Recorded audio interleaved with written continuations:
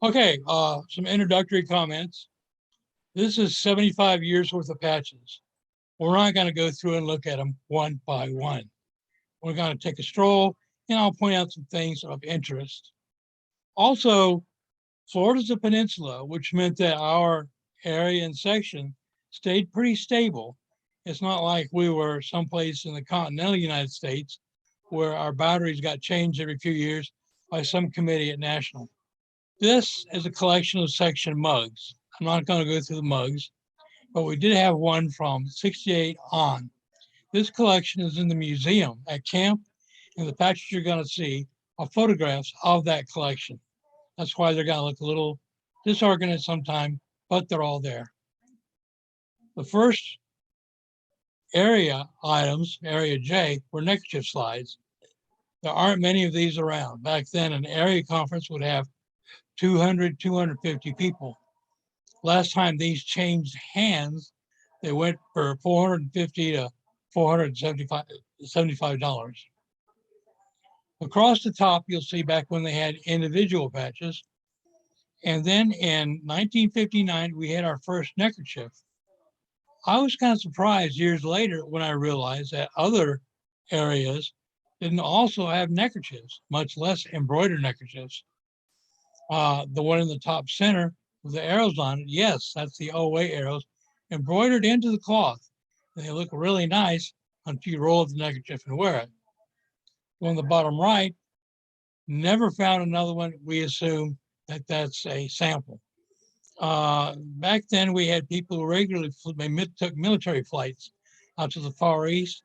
So we suspect that was their contact to get these embroidered on cloth neckerchiefs made. That patch in the center, 60 fellowship, 61.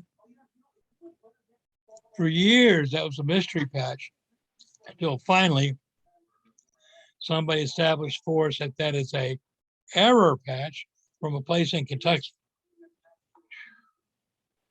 The top two are the only two silkscreen neckerchiefs the section ever had. Ever since then, they were always embroidered. And so I see neckerchiefs from other parts of the country that are silkscreen, and I said to myself, oh, that's nice. Too bad you couldn't do better. The one in the top left that's mostly obscured is for a long time our most beautiful section neckerchief. It has on all the lodge totems at the time. For example, you see the two figures shaking hands. Behind them is kind of a green isthmus. Believe it or not, that represents Panama. The patch to the left is Dr. Goodman in Sentinel Man's clothing. On the left, that's actually the painting in their dining hall of a retired council executive wearing the set of the white buckskins that he donated to the lodge. Down on the bottom is what happens when you wait too late to order a patch. Not only does it not come in time to be put on a neckerchief, it does not come in on time to be fully embroidered, and that oval patch is a catalog patch that should have been the Seminole. Top left, that's a Seminole mixing the black drink. That's part of the green corn dance. Top right, you see a map of Florida. We had, they rearranged everything. For the first time, Florida was all in one place. Look at Tampa Bay. You see Lodge 285. That's when National Supply changes the coast, uses the coastline of Tampa Bay to change Lodge 85 to 285. Yeah, right. On the left with the red teepee, well, you've seen all the lodge totems on the neckerchief patch. That's the first pocket patch to have all the lodge totems on it. The idea being that those lodge totems are red teepee and they're host to all the visiting lodges. We had found a source to make enamel neckerchief slides for our lodge, so we decided to do that for the conference. Our vendor said, you know, I can make you little pins. They do very well. Let me do it at my risk. We said, yeah, okay. Send us 100 pins, and they all sold out. So from now on, you're going to start seeing little pins to go with each conference item. Right about then, they had the National Indian Seminar at Philmont. We sent a representative. He had a good time. And they told everybody to go back and have a seminar in their own section. It happened in many places. The one in Florida is the only one that endured. Part of that, what helped that was that at the time of Florida, we had 2 or 3 major powwows in the state at the time. So we had plenty of airmen who would go to a powwow, got to know each other, and then we come to the section conference. In the 50s, the activity at a section event was a baseball game. If your lodge needed a vigil, that could be processed at the section event. But because the attendance was limited to how many tents the host council had, there wasn't room to go unless you're on your lodge's dance team or on your lodge executive committee. So a lot of lodges had a dance team just so they could go to the conference. Then in 72, that host lodge said, we don't have a lot of tents because some of the bigger lodges bring their own tents. Yeah, sure, no problem. Slide on down to 75. We said, fine, we'll take as many as you want to send if everybody brings their own tents. So that was a huge conference. We have 1,300, and we kept running out of capacity. Finally, Thursday, the day before the conference started, I get a phone call from a dad. He said, oh my gosh, I forgot to pay for my son's registration. Can I please send money in now? Can I send him with a check? I said, man, we've put in a cushion and we've used up the cushion. Our tightest spot is dinner, and we don't have any more dinners. So he says, well, if I send my son to camp with a chicken, can he come? I said, yeah, sure, you could do that. That pastel patch in the lower left, we sent that to National, possibly to become a NOAC patch. It wasn't accepted, but our council of chiefs liked it, so they decided to turn into a section contingent patch. I don't recall very many sections having contingent patches back then. On the left, you'll see 3 little pins. Those are pins for the section had 3 major events. It was an area meet until that rearrangement. Then we changed it to a section conference. Meet implied competition, and we wanted to downplay the competition aspect of it. Conference meant a coming together and a meeting and a sharing. So that's why we changed the conference. That's why, even though the official instruction book for National says section meet, Florida still has section conferences. We had that, then we had the Indian seminars, and then we had a council of chiefs to plan conference. Well, very quickly, we realized that was one too many dates on the calendar. So our council of chiefs and our Indian seminars was on the same event. Any of you old guys remember the ceremonial advisory group? They contacted us and said, look, you're using a scout camp, you got food, can we come if we pay our way? Yeah, sure. So they added another training aspect to our seminars. Then we added a lodge administration workshop.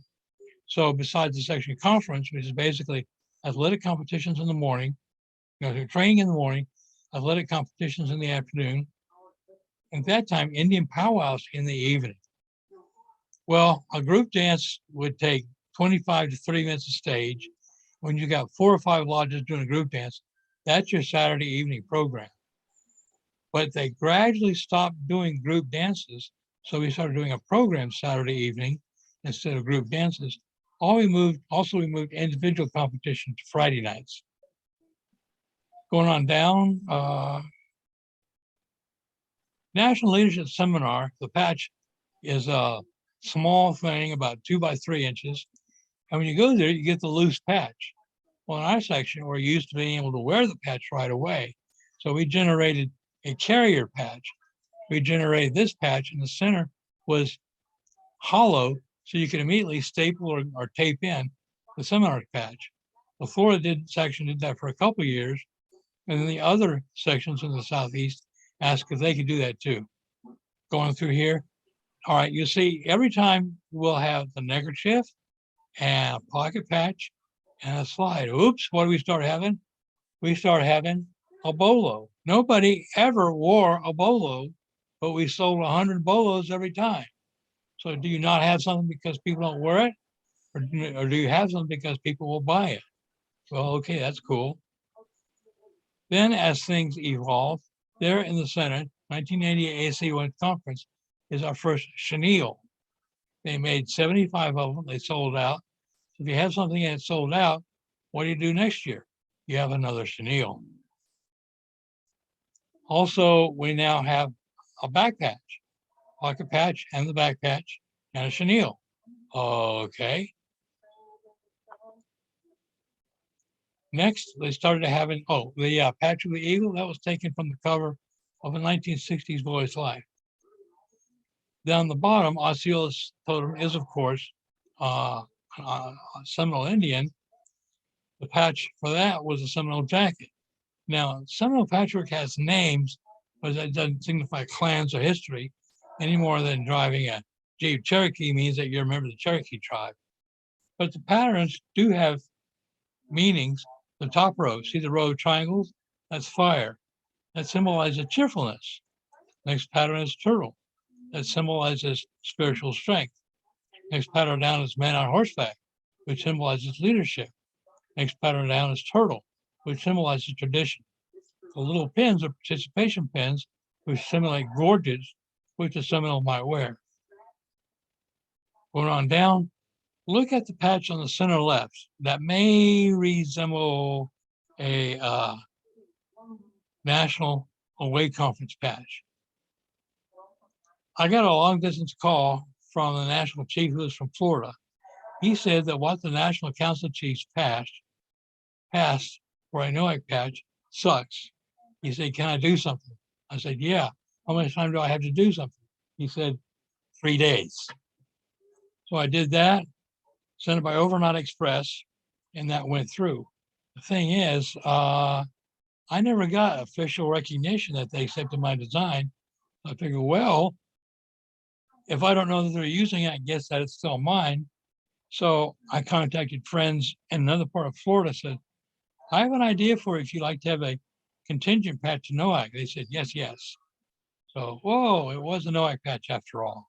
Look at the jacket patch on the left. You see how it has two different colors of a background? The lighter blue is felt. The darker blue is from National Supply, who was told to use the light blue. On the right, you'll see an activity patch from our section seminars and also a neckerchief for that event. We had kind of a gung-ho section chief at that time. On the bottom, the Host Lodge totem is on every conference patch. The Host Lodge totem is a red teepee. You'll see red teepees in the band on the chief's cloak. If you look at the pocket patch on the left, it looks like egg drop soup, right? All the lodge numbers are camouflaged in that hodgepodge, and the lodge numbers are also camouflaged in the trees back behind. There's a chenille, there's the pocket patch, there's the big patch. Now we have a special luncheon for the lodge chiefs. Oh, let's have a patch for that. And we have a special luncheon for Ordeal Airmen. Oh, let's have a patch for that. That scene there is a famous picture of Osceola was called in to form a treaty, and they gave him a charter, and he stabbed his knife in the treaty. Doesn't mean anything to you guys, but everybody in Florida knows Osceola having spine. Now we have the regular conference neckerchief and the special conference neckerchief, meaning it's on satin. We have the regular conference patch and the Vigil Backwards conference patch and the conference keychain. Okay.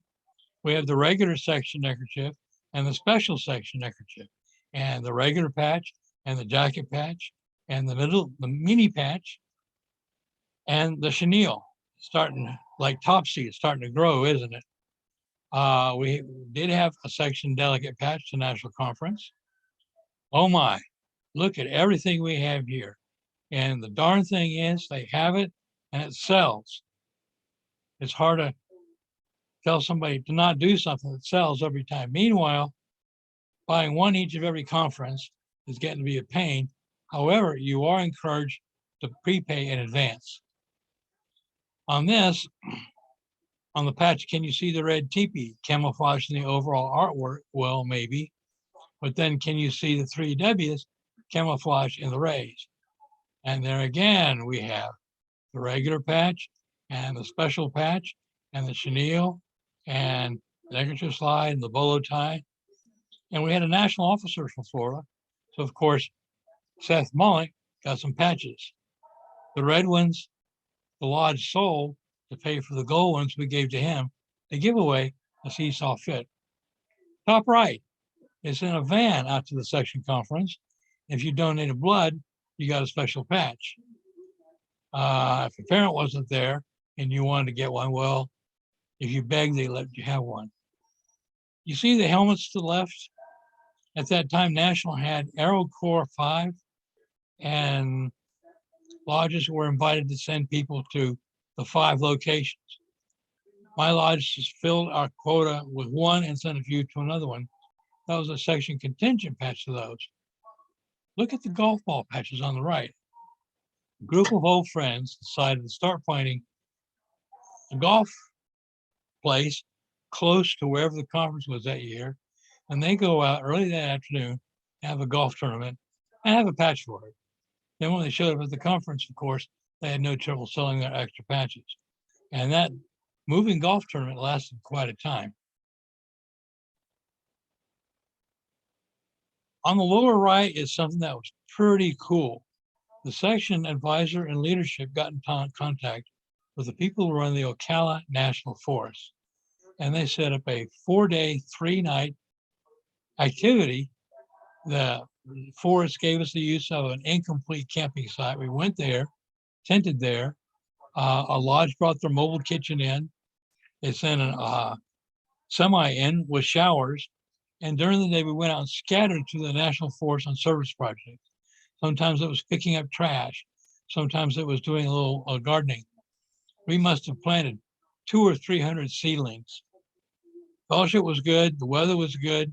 And every night we saw a different disaster film. And those were the items from that section event. 4 Corps Ocala National Forest. It was a really good event. Took a lot of planning. They never did it again, which is too bad. And here again, we have a multiplicity of patches. We do have a section S4 neckerchief. On the left was a medal that was given as an award at the section conference. Sorry, from here on, the pictures are going to start getting a little blurry. Lots and lots and lots of stuff. You see how the golf tournament keeps happening. The 100th anniversary neckerchief goes back to the 1965 neckerchief and includes all the totems, past and current. The jacket patch shows all the patches that were ever hosted at that council. Oshkosh. In 1995, Oshkosh issued 14 flaps. So here we have the special jacket patch, the regular jacket patch, the chenille jacket patch, the fundraiser jacket patch, the limited jacket patch. If you wanted to buy one each, everything in this conference, it cost you $165. More section conference items. They still had the golf tournament on, and see how many patches we have. The regular conference patch, the vigil breakfast patch, the airman luncheon patch, the participation patch. All these things with the Egyptian eye, kind of mysterious. Supposedly that was going to be explained in the shows that lodge did, but that's a conference that was canceled on account of COVID. But it'll always be a mystery. And then finally, this conference from last year, again, with a great multiplicity of patches, plus the official section conference face mask. So conclave, fellowship, and conference, and pretty much everybody agrees they've been interchanged throughout history. Well, we left conclave very easily because we had lodges who had conclaves. One lodge had 3 conclaves a year. So if you're talking about the conclave, it was easy to take away confusion between a section event or a lodge event. Rick, in 1957, y'all had that 6E at a camp called, I think, Camp Frederick Small. Was that the only time they ever had a segregated camp that had the fellowship at it? Or in your case, you may call it conference? I know that Frederick Small was a segregated camp. I think at that time, the council was in a transition between their previous old camp and a new camp, which is now Tonakita. But they did have the use of Frederick Small, which was a segregated camp until '59.